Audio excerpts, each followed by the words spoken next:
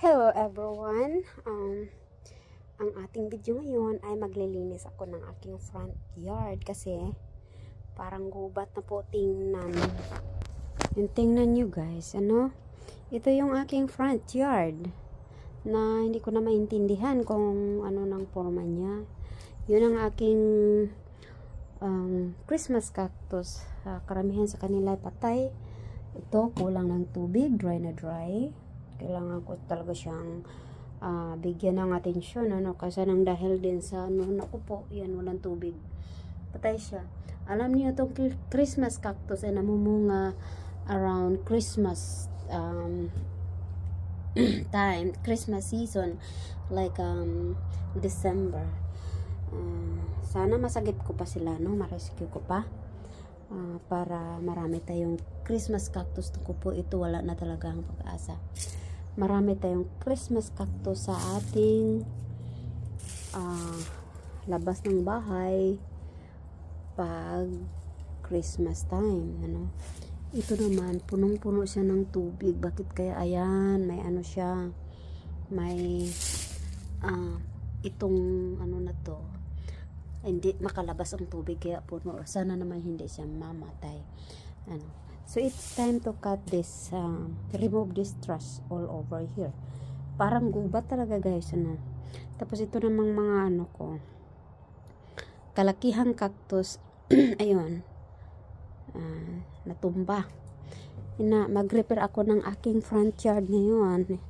May jade ako, yan ang jade ko. So it's time for me to clean up my front view of my house. Ayan halaman at saka damo nagsama na sa isang pot. Ito talaga two full-time job naman ang nangyayari sa aking buhay kasi kaya hindi ko na pagbigyan ng oras every week. Dapat kasi every week inalagaan ang ating yard or panghalaman. I-rearrange ko lahat ng aking mga malalaking cactus para ito ay maganda tingnan.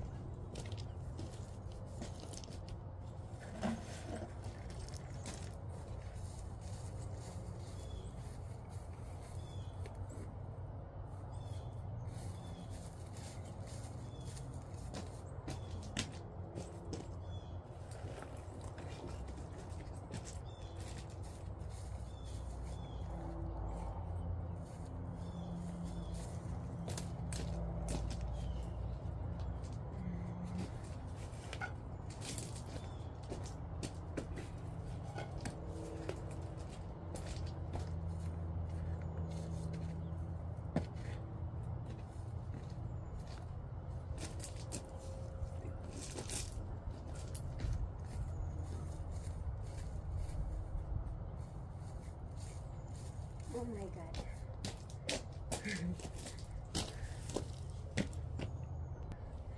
Yan. So, lahat ng ating harapan na mapangitingnan, ating linisin. Yan.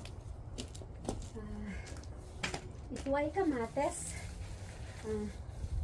Yung nanay ng parents ng kaibigan ko, nagpunta dito nung nagbakasyon sila from Leyte. Pumunta sila dito kasi may anak sila dito. Humiga sa amin. Nilagay nila to, tanim nila to guys. Ay, may bunga po ang may bunga ang kamatis, tingnan nyo. Tanim nila to ng nanay ng aking kaibigan. Kukunan natin ng video, may bunga. Okay, may bunga, pakita natin sa buong mundo.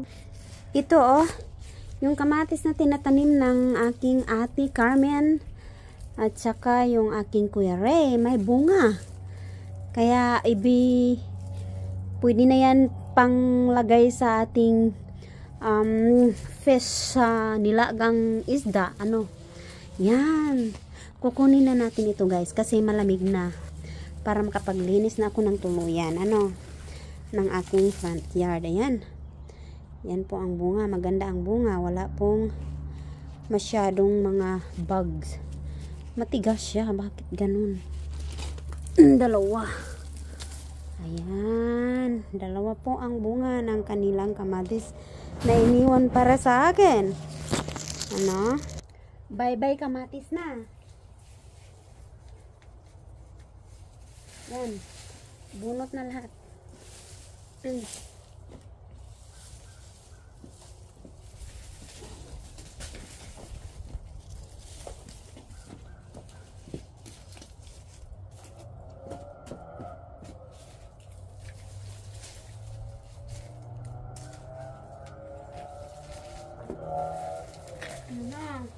Mga damo. Kailangan tanggalin ang mga damo. Ano? Yay. Gubat talaga ang labas. No? Dalawang full-time job kasi.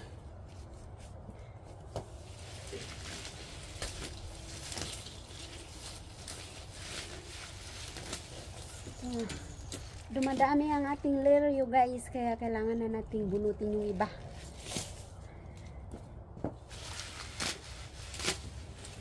Kung saan-saan na sila. Very wild sa ating front yard.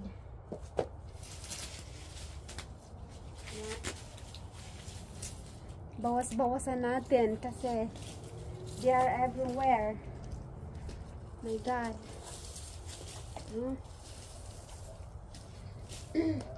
Yan ang aking, ano bang tawag sa Pilipinas? Lirio? Ano? Healthy, tingnan siya, healthy. Another cactus.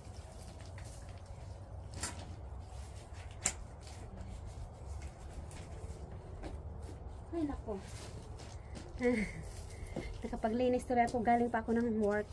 Kaya, pagod ang life. Kaso lang, hindi ko na matiis tingnan yung harapan ng aking bahay. Ano? Kaya, maglinis.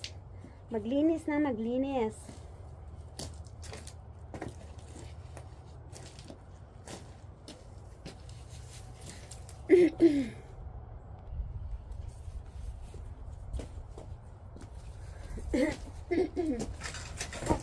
Oh, muntik.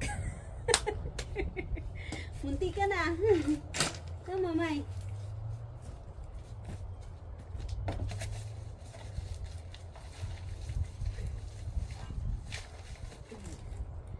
Damo.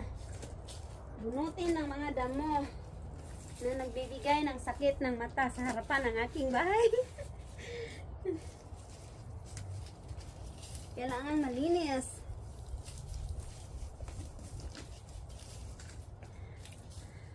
Ay, sakit ng aking paa.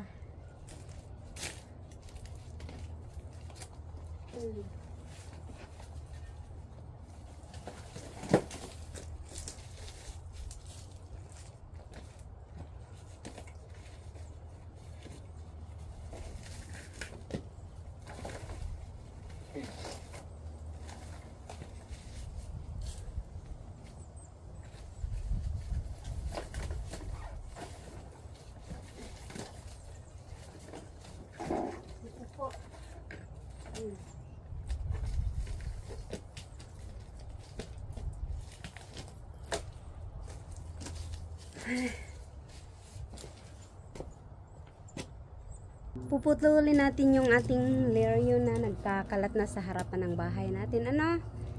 Ay, nako.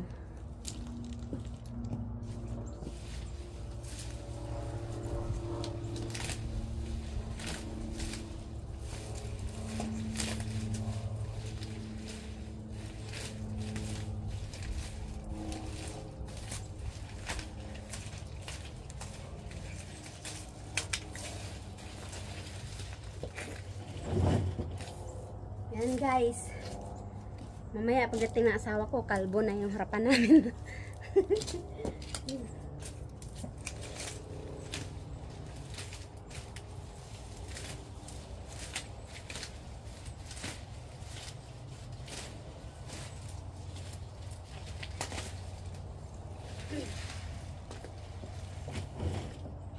Ay. Mabuti, maaga ako ngayong umuwi. Isa lang kasi ang trabaho ko. Umuwi ako. Umalis ako sa trabaho is 4:30. So dumating ako dito ng 4:45. Kaya ang dami kong oras maglinis sa harapan ng aking bahay ngayon. Ano, work mode ako. So, work.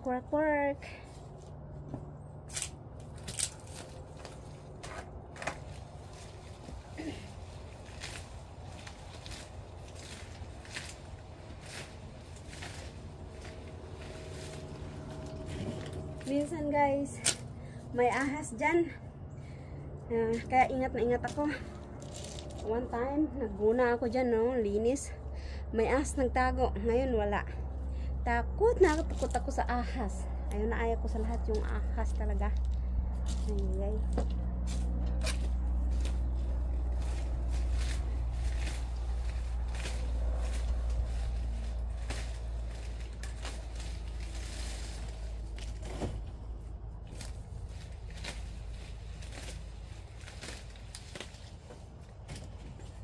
Yung bulak na to, na pinutol ko, once a year lang ito namumunga.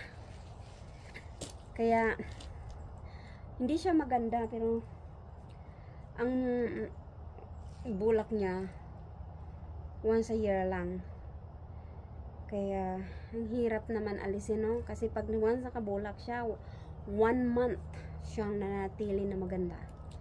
Kaya, goodbye muna ngayon ng mga dahon. Pag lumabas siya, pag lumabas ang bulaklak ng mga around bago ang December, namumulaklak siya.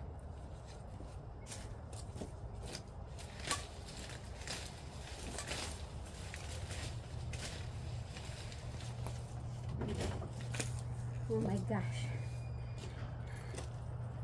So pagkatapos nating alisin yung aking mga halaman na ayaw ko na, mag-water tayo kasi ang dry ng aking mga halaman, guys. Okay.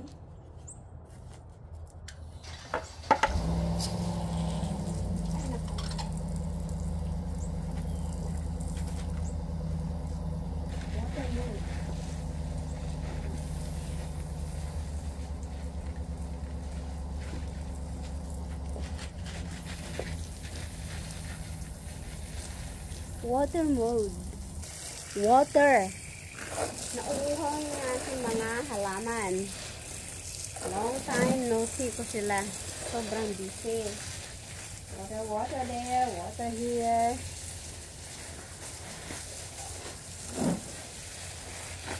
Yeah. Yun. Oh my gosh. It's cold already. So, hindi pa masyado sa ating sa aking Christmas cactus. Kaya pag cold guys, ang problema ko naman lahat itong nakita nyo ngayon sa harapan ng aking bahay, ipapasok ko sila kasi pag hindi ko sila ipapasok, pag sobrang cold na, namamatay po. Dito sa amin sa Florida, this is Jacksonville, wala po kaming snow. Ang mayroon lamang sa amin ay ice. Naga-ice ang lugar namin. Kaya pag may halimbawa itong water na to, yung hose, pag i-on ko siya overnight sa mga sprinkler, naga-ice siya. Kaya ice lang kami dito, ha. Wala kaming snow. Isang beses lang ako kita ng snow noong nag-traveling pa yung asawa ko. Pumunta siya sa traveling work. May trabaho siya sa New York. So, dinala niya ako one time, bago pa lang ako dito, wala pa akong trabaho. Pumunta ako doon. Kaya doon ako nakakita ng snow sa New York. Alright guys, thank you for watching. Please subscribe my channel. And thank you for everything, for the support. You have a good day.